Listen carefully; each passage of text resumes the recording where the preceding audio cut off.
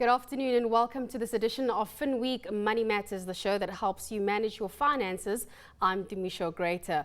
Coming up on the show today, we take a look at how brands are using virtual reality as a marketing tool. Then we discuss the outlook for SAB Miller, and we have some experts in studio to tell us everything about goals-based investing and why you should start saving with a specific goal in mind. But before we get into all of that, do remember that you can send us your comments or any feedback to moneymatters@abn360.com. But up next, let's take a look at the trend of the week.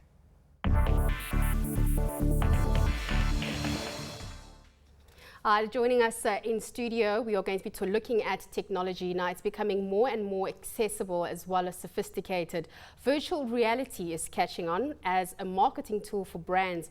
Our customers are now able to enter virtual stores that allow them to experience a product on their smartphones. With me in studio to further unpack this concept is Gerald Ferreira, founder of the company VR360. Gerald, thanks for your time. Virtual reality, you've got all these gadgets here for us. Maybe you can help demonstrate and tell us what exactly virtual reality is. It's an awesome technology that basically allows you to see the world on your phone. So you can, like you said, you can go into a shop, you can take a tour, you can get inside a car. And what's nice is the younger age, like to play. So you can play with virtual reality on your phone and just enjoy it. So how would it work? You say that you... Basically what we did is I developed this one for you and put your brand on here. But this is a virtual reality glass. Okay. So what you do is you actually take your smartphone, you put your smartphone in, and then you just put it on, and you can see, you get immersed into the environment. Okay. So there's a car, for instance. So basically, when you have it on, you can look around in the car. And so if I was looking to buy a car, I wouldn't need to go into a dealership. This is what I would use. What's excellent about the technology is a pamphlet is sort of old style. So it's not live. You can't immerse yourself into it. With this technology, you can immerse yourself into the car. You can download the application from the internet. You can get it from the dealership, and that basically allows you to see the cars, or a wide range of cars, or even a Ferrari. If you can't afford a Ferrari, you can now get into a Ferrari and take it for a test drive. So how accessible is this? Can I use any smartphone to do this? And to get something like this or a gadget like that, how much would I need to pay in order to upload the program? Well, this device, we're selling it online, but it's about let's say 150 Rand, and then you have virtual reality on your phone. You can use almost any type of smartphone. And what's also nice is this is not the device. Your smartphone is the device that actually enables this technology. So as the smartphone technology increases, things will only get better. Who are we seeing making use of this? I mean, I would assume maybe a real estate agent would be able to make use of this device. Yes, I think there's real estate, there's the car market, there's so many applications for it. It's like you can be a doctor for educational purpose, a student. So a doctor does an operation, we record it. We've got this 360-degree camera system. Okay. So we basically record the operation taking place. And then students can go later and they can see exactly what the operation entails, how it was done, and so on. And so you designed this? Yes. Okay, and yes. You can put it anywhere and the students can go back. And how affordable is this? I mean, you do virtual reality. You've got different types of devices. You say this is for a smartphone. This would be about 150. And for this, so what are we looking at? This is a bit more expensive. So a camera unit like this could easily be 65,000 Rand. Okay. But that's what we do. We are the developers of the systems, and then we also do the software. So any business can basically contact us. We should have a solution for them, and then if we don't, we can basically build a solution from the ground up. So this is a marketing tool. Is this taking off in South Africa? Is it catching on?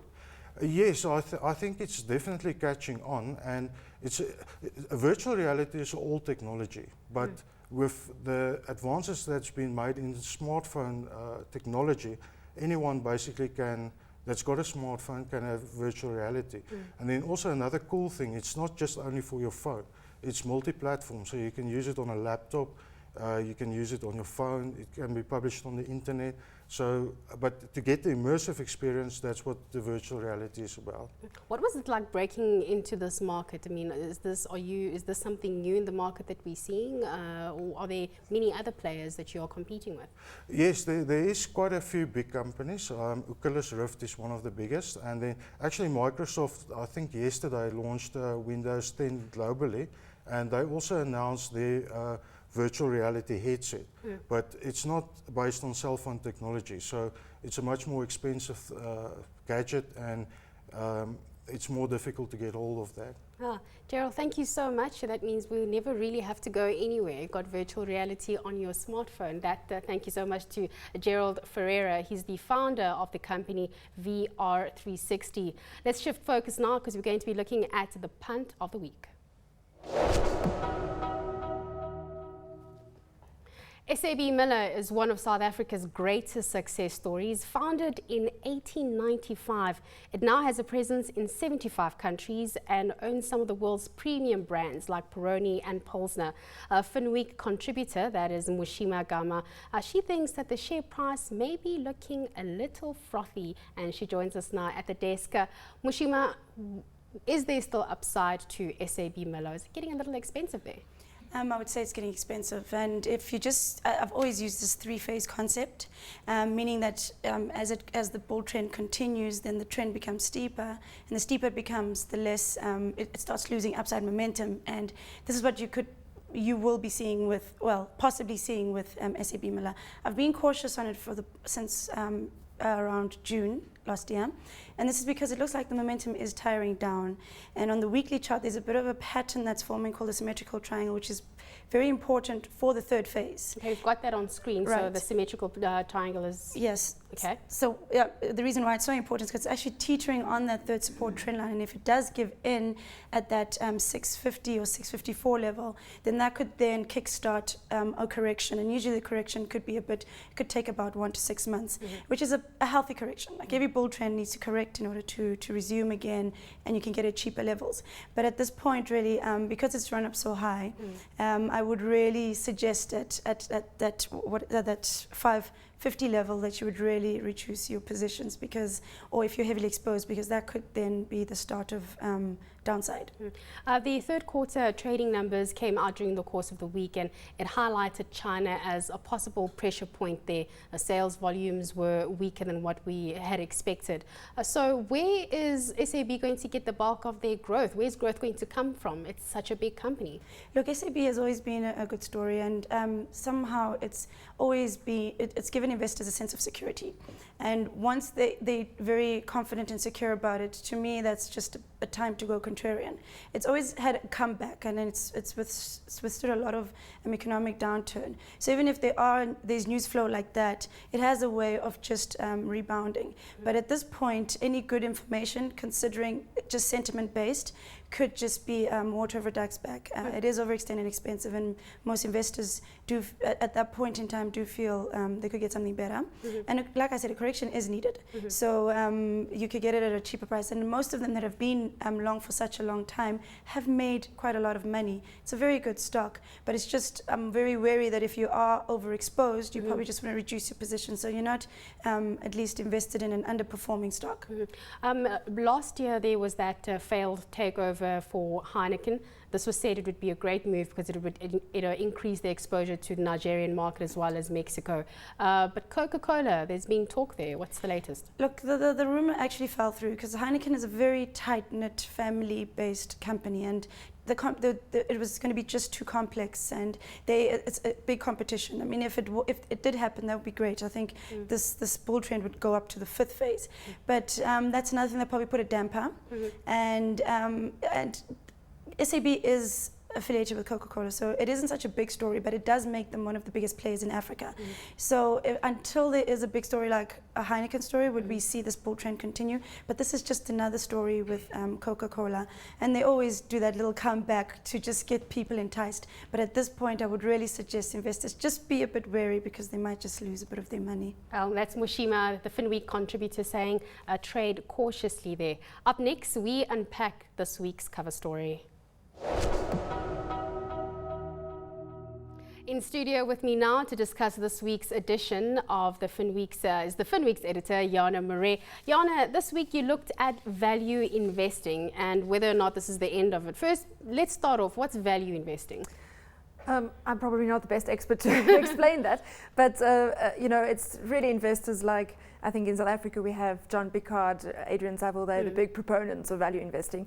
Basically, these guys go out, they look at cheap, undervalued, unloved companies that are actually, you know, they're trading at low PE ratios, they've got a good asset base, they're doing, usually pay quite high dividends, and they buy them and they hold them. And value investors have had a really tough time. I mean, I think if you look at the Investec Value Fund, for example, they've been underperforming the market for quite a few years. So since 2008, really, they've, you know, value investing has kind of fallen out of fashion. So if I was reading, I mean, I'm looking at that cover saying value investing, could this be the end? What did you deduce from this? Is it?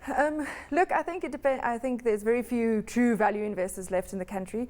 I think with a lot of, and you know, some of the diehards will say the cycle will turn and we will stick to our guns regardless of, you know, at any cost. I think with quantitative easing, there's been a lot of cheap money flashing around, and I think that has put them under pressure. If you look at what the European Central Bank did this week, probably I wouldn't. And if you look at the assets I hold, or the Investec Value Fund, for example, has a huge exposure to commodities, South African commodities. I wouldn't necessarily want to put all my money into South African gold companies, for example, or even platinum. So I think you really have to do your homework and see what the funds are investing in, and if you're actually willing to take that risk. Growth investors, people like David Shapiro, for example, will argue, you know, it's much better put your money where you see momentum and where you see growth, and you can always get back to the unloved companies when the cycle turns. So you don't need to hold on to these unloved ones for so long. Yeah, there's definitely a lot of investigation that investor needs to do before they commit to a particular stock. Yes. Later on in the program, we're going to have a panel of experts, and we're looking at a goal investing with a, you know, a targeted goal in mind. I don't know if you've had an in-depth analysis or look at this. What were your key takeaways before we bring the panel in a bit? I found it very interesting, because I think we all, you know, you look at what your portfolio did compared to what the JSE did over the year, or, you know, just, oh, it grew by 10%, so I'm happy with that. And with goals-based investing, I think that, you know, the focus very much changes from, I want to get to this point by 2015, and how am I going to get there, and what do I need to get there? And your performance is measured based on, do you get the client to where they want to be, or are you beating your competition, or are you beating the index?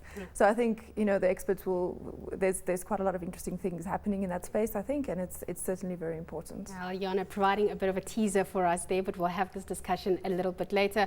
We're going to be taking a short break. When we come back, as promised, goal-based investing. You want to stay tuned for that.